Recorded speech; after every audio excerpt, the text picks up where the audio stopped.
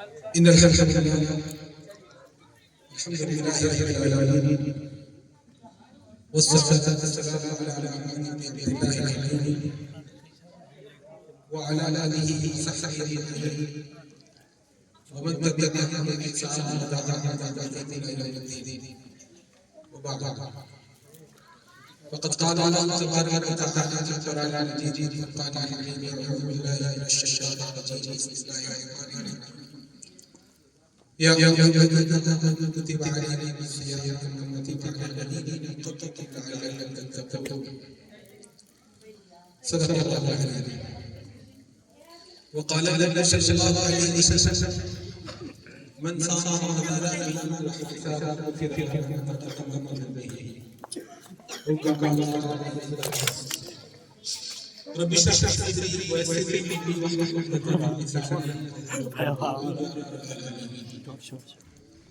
Stage پر معزز علماء کرام اس تعلیمی ادارے کے معزز اداران محترم بزرگوں دینی بھائیوں عزیز نوجوانوں پیارے بچوں اور جہاں میری آواز پہنچ رہی ہے میری قابل احترام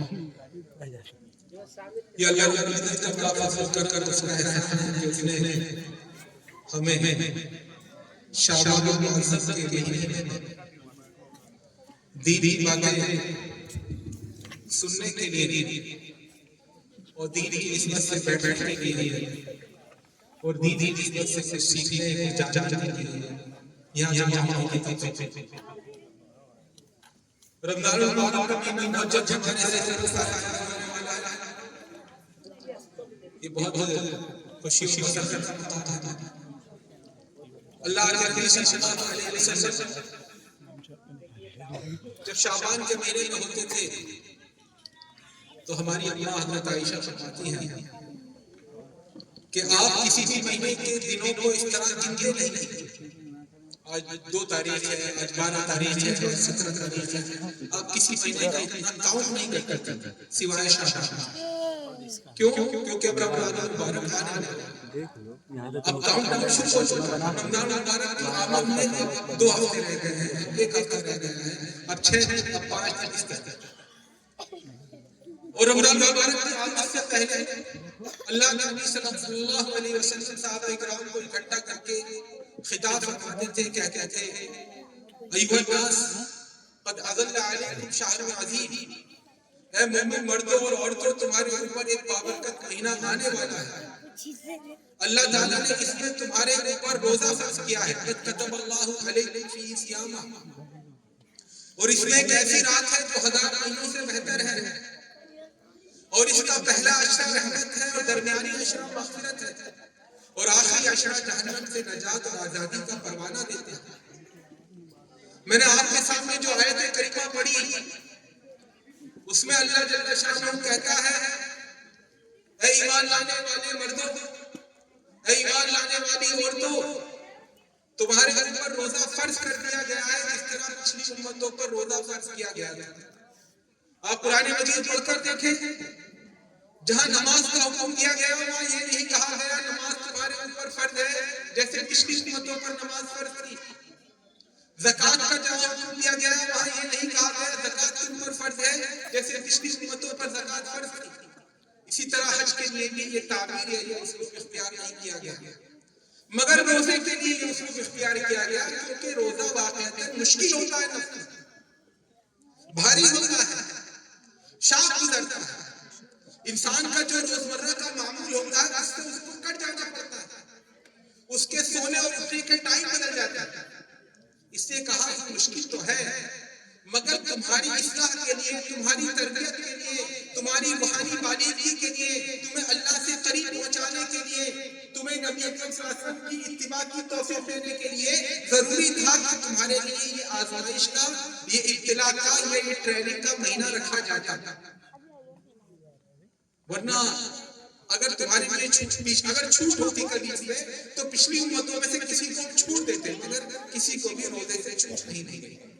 اس کا مقصد یہ ہے کہ تمہارے اندر تقویٰ پیدا ہو جائے. تقویٰ کا مطلب کیا ہے؟ حضرت عبداللہ بن عمر سے پوچھا گیا انہوں نے فرمایا تقویٰ کا مطلب یہ ہے کہ تم نے سردی کے موسم میں چادر اوڑھ رکھی ہے اور تمہارا گزر کسی ایسے راستے میں ہو جہاں کانٹے دار جھاڑیاں ہیں، وہاں اپنے آپ کو بچاتے ہوئے اپنے کپڑوں کو کانٹوں سے الجھتے روکتے ہوئے تم اگر پار کرو تو ایسے ہی شیطان نے جگہ جگہ گناہوں کی جھاڑیاں، گناہوں کے کانٹے لگا رکھے ہیں، ان سے اپنے دامن کو بچاتے ہوئے آدمی زندگی گزارے گی۔ تقویٰ کا متقی ایسا نہیں ہے کہ بہت زیادہ اس نے چلے کھینچے ہوں، بڑے اذکار کیے ہوں، بیابان میں جا کر رہا ہو، کٹھیاؤں میں زندگی گزاری ہو، گپھاؤں میں رہتا ہو، اس کی بیوی نہ ہو، اس کے بچے نہ ہو، اہل خاندان سے، یہ تقویٰ کا غیر اسلامی تصور ہے۔ اسلام کا جو تصور ہے تقویٰ کا، وہ اس سماج کے اندر رہتے ہوئے، اس زندگی کو جیتے ہوئے اللہ کی مرضی کا پابند ہو کر رہنا ہے۔ میرے بھائیوں، دوستوں، میری ماں اور بہنوں، رمضان مبارک آ رہا ہے۔ اگر اس میں بہت سارے فضائل اور برکات ہیں، انشاءاللہ علماء کرام وہ بیان بھی کریں گے مختلف جمعے کے خطبات میں اور مختلف مناسبتوں پر تقریم میں رمضان کے دوران۔ یہاں پر چند باتیں میں آپ کے سامنے رکھنا چاہوں گا۔ دیکھیے، ایک چیز ہوتی ہے ڈی جے ارو، آپ میں سے جو لوگ انگلش جانتے ہوں، یہ فرینچ کا لفظ ہے ڈی جے ارو، مطلب بائی قانون، بائی لا۔ ایک چیز ہوتی ہے ڈی فیکٹو، ان ریالٹی، یعنی حقیقت کی دنیا۔ تو کچھ چیزیں ہوتی ہیں جو بائی لا ہوتی ہیں، اور کچھ چیز ہوتی ہے جو ڈی فیکٹو ہوتی ہے، بائی ریالٹی ہوتی ہے۔ جو مفتی ہوتا ہے، جو فقیہ ہوتا ہے، وہ جو فیصلہ کرتا ہے وہ ڈی فیکٹو کا فیصلہ کرتا ہے کہ کیسا ہے۔ آپ نماز وضو کریں، نماز پڑھیں، کسی مفتی سے پوچھیں نماز ہو گئی کیا ہو گئی، مگر اللہ کے ہاں بھی وہ نماز ہوئی کہ نہیں ہوئی، اللہ کے ہاں وہ قبول ہوئی کہ نہیں ہوئی، اس کا فیصلہ اللہ رب العزت کرے گا۔ مفتی صرف بھی کہے گا بائی لا، قانون کی نگاہ میں ہاں نماز ہوگی، مگر ہم نے اگر اللہ کے لیے نماز نہیں پڑھی تھی، دنیا کو دکھانے کے لیے نماز پڑھی تھی، یا ہمارے دلوں میں نفاق ہے، یا ہم گھر سے بلا وضو کے آئے تھے، یا نماز کے دوران ہمارے تصور میں فلموں کا تصور رہا، ہمارے ذہنوں میں ہم پاکستانی سیریلوں کی کہانی سوچتے رہے نماز کے دوران، تو ایسی نماز ظاہر سی بات ہے اللہ کے یہاں قبول نہیں ہوگی۔ تو ڈی فیکٹو وہ نماز قبول ہوئی کہ نہیں، تو اس کا فیصلہ اللہ کرتا ہے۔ تو روزے کے حوالے سے جب آپ کسی مفتی صاحب سے پوچھیں گے، کسی مولانا سے پوچھیں گے، کسی نے سحری کھائی اور افطار کے وقت تک نہ کچھ کھایا نہ کچھ پیا، تو اس کا روزہ ہو گیا، تو مولانا یا مفتی صاحب کہیں گے بائی لا ہو گیا، ڈی جے ہو گیا، قانون کی نگاہ میں اس نے روزہ رکھا، مگر de facto, in reality, de facto اس نے روزہ رکھا بھی ہے کہ نہیں، اس نے چھپ کر کہیں کھایا ہے، اللہ کے ہاں اس کی کچھ قدر و قیمت ہے۔ تو میرے بھائیو دوستو، بہت سارے روزے ایسے ہوں گے جس کی اللہ کے ہاں کوئی قدر و قیمت نہیں ہوگی۔ اللہ کے نبی صلی اللہ علیہ وسلم کا ارشاد گرامی ہے، رب صائم لیس لہ من صیامہ الا الجوع، بہت سے روزے دار ہوں گے جن کو روزے سے صرف بھوک کا فائدہ ہوگا، ان کا پیٹ خالی نہ بس یہ فائدہ، آخرت میں کوئی اجر نہیں ملے گا۔ وَرُبَّ قَائِمٍ لَيْسَ لَهُ مِنْ قِيَامِهِ إِلَّا التَّعَبُ، بہت سے تراویح پڑھنے والے ہوں گے، شبینہ پڑھنے والے ہوں گے، راتوں کو تہجد پڑھنے والے ہوں گے، جن کا فائدہ صرف اور صرف بدن کی تھکاوٹ ہے، کوئی ان کو اجر نہیں ملے گا۔ کیوں نہیں ملے گا؟ کیونکہ دنیا میں بائی لا انہوں نے روزہ رکھا، مگر روزے کی جو اسپرٹ تھی، روزے کا جو مقصد تھا، اس کی جو روح تھی، اس کی جو غایت تھی، اس کو انہوں نے پورا نہیں کیا، اس لیے اللہ کے ہاں ان کا روزہ ان کے منہ پر مار دیا جائے۔ تو روزہ رکھنے کے باوجود روزے کا اجر نہ ملنے والی چیزیں جن سے اللہ کی نگاہ میں روزہ ایکسپٹیبل نہیں ہوتا، ریجیکشن ہو جاتا ہے، مردود ہو جاتا ہے، ان میں پہلی چیز ہے اخلاص نہ ہونا۔ ہمیں یہ معلوم نہ ہو روزے کا مقصد کیا ہے، روزہ ہم کیوں رکھ رہے ہیں، روزے میں ہمیں کیا کرنا ہے یہ معلوم نہیں، بس رمضان آ رہا ہے تو چلو افطار کرنے کا ٹائم چینج ہو جائے گا، رات کو سحری اٹھ کر اٹھنے کا ٹائم چینج ہو جائے گا، اس کے بعد پورے دن سونا ہے، ساری رات کرکٹ میچ دیکھنے ہیں یا ٹورنامنٹ کھیلنا ہے، یا ہماری مائیں اور بہنیں تو پاکستانی سیریل دیکھنا ہے۔ تو یہ چیز روزے کا مقصد ہے۔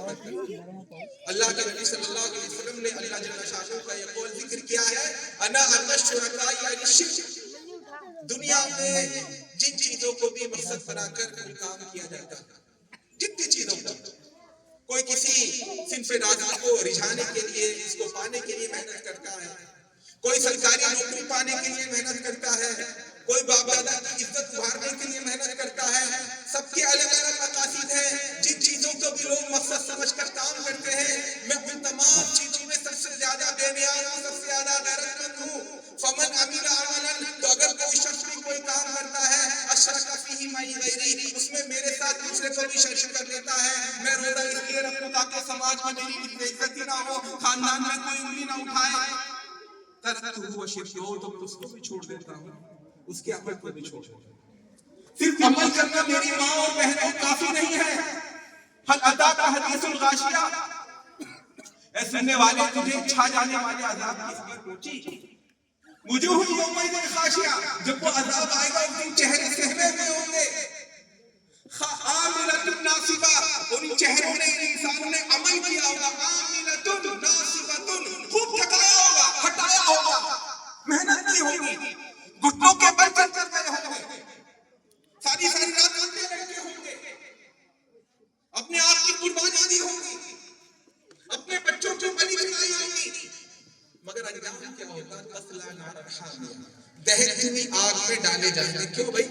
اللہ کو محنت نہیں چاہیے، اللہ کے ہاں یہ ہے آپ محنت بھی کریں تو شریعت کے مطابق کریں اور اخلاص نیت کے ساتھ کریں، اللہ کے لیے کریں، تب وہ عمل قبول ہوتا ہے۔ وما امروا الا لیعبدوا اللہ مخلصین لہ الدین، اور لوگوں کو حکم نہیں دیا مگر بس اس کا کہ اللہ کی عبادت کریں اخلاص کے ساتھ، اللہ کے لیے کرنا ہے، دنیا کے لیے نہیں کرنا ہے، دکھانے کے لیے نہیں کرنا ہے، بلین ختم کرنے کے لیے نہیں، اللہ کے لیے کرنا ہے، تب اللہ کے ہاں قبول ہوگا۔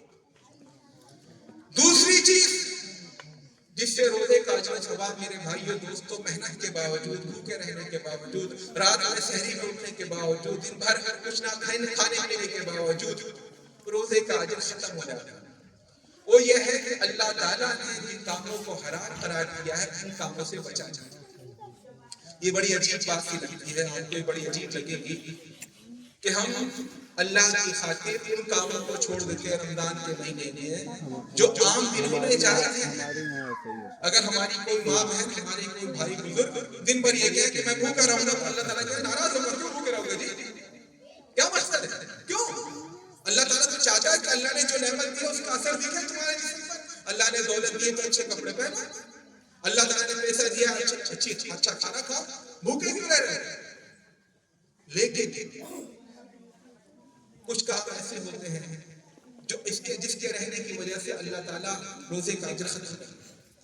انہی کاموں میں سے ایک کام یہ ہے کہ انسان روزہ تو رکھے مگر حرام کاموں کو نہ چھوڑے، جو جائز کام ہے ان کو چھوڑنے کو تیار ہے، کھانا پینا چھوڑنے کو تیار ہے، مگر جو ناجائز کام ہے، حرام کام ہے، ان کو چھوڑنے کو تیار نہیں۔ اس سے بڑا مذاق اور اللہ رب العزت کے ساتھ کیا ہوگا کہ ہم کہتے ہیں اللہ تعالیٰ تو نے جو کام حلال کیے تھے وہ تو ہم چھوڑ دیں گے تیری خاطر، مگر تو نے جو کام حرام کر رکھے تھے ان کو نہیں چھوڑیں گے۔ اللہ کے نبی صلی اللہ علیہ وسلم کا ارشاد ہے من لم یدع قول الزور والعمل به، جو جھوٹ بولنا نہ چھوڑے روزے کی حالت میں اور جھوٹ کے مطابق عمل کرنا نہ چھوڑے، فلیس للہ حاجۃ فی ان یدع طعامہ وشرابہ، تو اللہ کو ضرورت نہیں ہے کہ وہ اللہ بھوکا ہے پیاسا اس کو ضرورت نہیں، بیکار ہے وہ جھوٹ بولنا نہیں چھوڑنا تو بیکار ہے اس کا۔ اللہ کے نبی صلی اللہ علیہ وسلم سے پوچھا گیا ایکون المؤمن جبانا، کیا کوئی مومن بزدل ہو سکتا ہے، ڈرپوک ہو سکتا ہے، شیر کو دیکھ کر بھاگ جائے، بھیڑیے کو دیکھ کر بھاگ جائے، گھبرا جائے؟ آپ نے فرمایا ممکن ہے۔ کہا کیا کوئی مومن بخیل ہو سکتا ہے، پیسے کو بھیج بھیج کر رکھے؟ آپ نے کہا ہونا تو نہیں چاہیے مگر ممکن ہے۔ پھر آپ کو پوچھا گیا ایکون المؤمن کاذبا، کیا مومن جھوٹ بول سکتا ہے؟ تو آپ نے فرمایا نہیں، جھوٹ اور ایمان یہ دونوں ایک ساتھ جمع نہیں ہو سکتے۔ ھذا یوم ینفع الصادقین صدقہم، یہ وہ دن ہے میدان حشر میں اللہ کہے گا یہ وہ دن ہے جب سچوں کو سچ بولنا فائدہ پہنچائے گا، جھوٹ بولنا یہ منافقین کی صفت ہے۔ جھوٹی زندگی اللہ اور اس کے رسول کو پسند نہیں ہے۔ تو اگر روزے کا روزہ رکھنے کے باوجود انسان اگر جھوٹ بولنے سے توبہ نہ کرے، جھوٹی زندگی سے توبہ نہ کرے، نفاق سے اس کی زندگی خالی نہ ہو، اخلاص سے اس کی زندگی بھری نہ ہو، تو اللہ کو کوئی ضرورت نہیں کہ وہ بھوکا ہے یا پیاسا ہے۔ اسی طرح روزے کی حالت میں روزے کا اجر و ثواب ختم کر دینے والا ایک کام یہ ہے کہ آپ روزے کی حالت میں فلم دیکھیں، آپ روزے کی حالت میں سیریل دیکھیں، آپ روزے کی حالت میں ناجائز تصاویر دیکھیں، ناجائز ویڈیوز دیکھیں۔ اللہ رب العزت نے حج کے بارے میں فرمایا وَمَنْ فَرَضَ فِيهِنَّ الْحَجَّ فَلَا رَفَثَ وَلَا فُسُوقَ وَلَا جِدَالَ فِي الْحَجِّ، جو حج کا ارادہ کر لے تو اپنا اس کو گالی دینی چاہیے اور نہ کوئی گناہ کرنا چاہیے اور نہ کسی سے جھگڑنا چاہیے۔ علماء کرام فرماتے ہیں رفث کا مطلب ہے بیوی سے کہنا کہ آئی لو یو، محبوبہ سے کو دیکھنا، یعنی شرم دلانے والی شہوانی کوئی حرکت کرنا، یہ بھی حج کے دوران جائز نہیں ہوتا۔ تو حج جس مقصد کے لیے مشروع کیا گیا تھا، روزے کا بھی ایک مقصد یہ ہے لعلکم تتقون، تمہیں اپنے نفس پر کنٹرول کرنا آ جائے۔ اسی لیے روزے کی حالت میں جس طرح کھانے سے اتنا ضروری ہے، جس طرح پانی پینے سے اتنا ضروری ہے، اسی طرح زوجین کا ایک دوسرے سے قریب آنا بھی ضروری، قریب آنا بھی ضروری ہے۔ جنسی تعلق بنانا بھی حرام ہے روزے کی حالت میں۔ تو آپ یہ نہ کریں مگر آپ فلم دیکھیں، کوئی یہ نہ کہے کہ مائی لائف مائی چوائس، میری زندگی میں جیسے چاہے جیوں، میری آنکھیں میں جیسے چاہے دیکھوں، میرے ہاتھوں میں جیسے چاہے پکڑوں، میرے پیروں میں چاہے جہاں جاؤں۔ اس اسلام یہ کہتا ہے ان اللہ اشتری من المؤمنین انفسهم واموالهم بان لهم الجنہ، اللہ تعالیٰ نے اہل ایمان مردوں اور عورتوں سے ان کی جانیں اور ان کے مال خرید لیے ہیں جنت کے بدلے میں۔ جس روز اپنے آپ کو آپ نے کہا اشہد ان لا الہ الا اللہ، میں گواہی دیتا ہوں، میں گواہی دیتی ہوں کہ اللہ تعالیٰ ایک ہے اور محمد صلی اللہ علیہ وسلم اس کے آخری نبی ہے، اس روز آپ نے کمٹمنٹ کر لیا، اللہ تعالیٰ سے وعدہ کر لیا کہ اللہ تعالیٰ تم نے ہم سے ہماری جانوں کو خرید لیا، ہم نے اپنی جان بھی دے دی، اپنے مال بھی دے دیا، ہمیں جنت چاہیے۔ فَاسْتَبْشِرُوا بِبَيْعِكُمُ الَّذِي بَایَعْتُم بِهِ، اے ایمان والو اپنے اس خرید و فروخت پر خوشی مناؤ۔ یہ خوشی کا موقع ہے کہ انسان کو جنت مل جائے اس کے نیک کاموں کے بدلے میں۔ تو میرے بھائیو دوستو، اسلام یہ نہیں کہتا کہ آپ اپنی زندگی جیسے چاہے گزاریں، آپ آزاد ہیں۔ یہاں تو ایک ایک چیز کا آپ کو حساب دینا ہے۔ جزاک اللہ، بہت بہت شکریہ۔ یہ آپ آزاد نہیں ہیں۔ ایمان والا فرد جب کلمہ شہادت پڑھتا ہے، دین اسلام قبول کرتا ہے، اللہ کا بندہ بن جاتا ہے، پھر اس کی زندگی سب اللہ کے ساتھ گزرتی ہے۔ ان اللہ کتب علی ابن آدم حظہ من الزنا، اللہ تعالیٰ نے ہر آدم کے بیٹے اور بیٹی پر زنا کاری لکھ دی ہے، اس کا حصہ تقدیر میں۔ صحابہ کرام کو بڑا تعجب ہوا، ہر ایک کو زنا کرنا ہے، ہر ایک کو بدکاری کرنی ہے۔ صحابہ کرام کو بڑا تعجب ہوا، ایسے کیسے ممکن ہے؟ اللہ کے نبی صلی اللہ علیہ وسلم نے فرمایا فَزِنَا الْعَيْنَيْنِ النَّظَرُ، آنکھیں زنا کرتی ہیں، سنیے میری ماں اور بہنوں، آنکھیں زنا کرتی ہیں، ان کا زنا ہے دیکھنا۔ وَالْأُذُنُ تَزْنِي وَزِنَا اللِّسَانُ الْمَنطِقُ، اور زبان بھی زنا کرتی ہے، اس کا زنا ہے نامحرم مرد یا عورت سے بولنا، اس سے لگاوٹ کی باتیں کرنا۔ والفرج والنفس تتمنى وتشتهي، اور نفس اندر سے شہوتیں اور تمنائیں اور آرزویں پالتا ہے اور اس کے بعد شرمگاہ اس کو سچ یا جھوٹ کر دیتی ہے، تو یہ زناکاری کی ایک شکل ہوتی ہے۔ تو یہاں یہ نہیں کہ میری مرضی ہے، میری آنکھیں ہیں، میرا موبائل ہے، میرا ڈاٹا ہے، میرا وقت ہے، میری رات ہے، میں جو چاہے دیکھوں، یہ دجالی کلچر ہے۔ اور آپ دیکھیں رمضان مبارک میں باقاعدہ اس طرح کے سیریل کو دلچسپ بنا دیا جاتا ہے، نئے نئے آئی پی ایل اور نئی نئی طرح کے کمپٹیشن رکھے جاتے ہیں تاکہ امت مسلمہ کے نوجوان اللہ سے لو نہ لگا سکے، ان چیزوں میں پڑے رہے۔ تو اس سے بچنے کی ضرورت ہے۔ اسی طرح ایک کام جس کی وجہ سے روزے کا اجر ختم ہو جاتا ہے وہ ہے نماز کا چھوڑنا۔ آپ لوگ یا میں اور آپ اس میں سب خاطر ہیں، اللہ کی خاطر ہم روزہ رکھیں اور اللہ کی خاطر نماز نہ پڑھیں، کتنی عجیب بات ہے۔ الصلاۃ عماد الدین، من اقامها اقام الدین ومن حدمها حدم الدین. نماز دین کا ستون ہے، جو اس کو کھڑا کرے اس نے اپنے دین کو قائم رکھا، اور جو اس کو گرا دے اس نے اپنے دین کو گرا دیا. العہد الذی بیننا وبینہم ترک الصلاۃ، ہمارے اور ان کے درمیان، مشرکین کے درمیان جو ڈیمارکیشن لائن ہے، جو باؤنڈری لائن ہے، وہ ہے ترک نماز. جس نے نماز چھوڑی وہ ادھر چلا گیا، جو نماز پر قائم رہا وہ ہمارے ساتھ رہا. من ترک الصلاۃ متعمدا فقد کفر، جس نے جان کے بوجھتے نماز کو چھوڑا اس نے کفر کا کام کیا. چار ائمہ میں سے تین ائمہ، امام مالک بن انس، امام شافعی رحمۃ اللہ، محمد بن ادریس الشافعی، امام احمد بن حنبل، یہ تین ائمہ کہتے ہیں اگر کوئی مسلمان ہونے کے باوجود کوئی فرض نماز نہیں پڑھتا، اس کی گردن کاٹ دینی چاہیے، اسے جینے کا حق نہیں ہے مسلم سماج میں. وہ رہے گا دوسروں کو بگاڑے گا. وہ کینسر ہے، کینسر سماج کا، ختم کر دینا چاہیے. اس کا وجود ناپاک ہے. اس کے لیے ماں باپ کو دعا کرنی چاہیے، اللہ اس کو اٹھا لے، دفع کر، اس کا ایکسیڈنٹ ہو جائے، اس کا کینسر لگ جائے، یہ ختم ہو جائے. اس کا وجود ناپاک ہے، مسلم سماج کے لیے ناسور ہے. البتہ امام ابو حنیفہ رحمۃ اللہ علیہ کہتے ہیں نہیں، اس کو قتل تو نہیں کیا جائے گا، اس کو البتہ یہ کفر تو نہیں ہے مگر اس کے ہاتھ پیر توڑ دیے جائیں گے، اس کو سخت سزا دی جائے، اس کو جیل میں ڈال دیا جائے. مؤذن کہتا ہے حی علی الصلاۃ، حی علی الفلاح، آؤ نماز کی طرف، آؤ کامیابی کی طرف. دنیا کہتی ہے کامیابی ہے دکان پر بیٹھنے میں، دنیا کہتی ہے کامیابی ہے لمبی نیند لینے میں، دنیا کہتی ہے کامیابی ہے آئی پی ایس اور آئی اے ایس بننے میں، دنیا کہتی ہے کامیابی ہے کاروبار چلانے میں، دنیا کہتی ہے کامیابی ہے دولت کے انبار میں.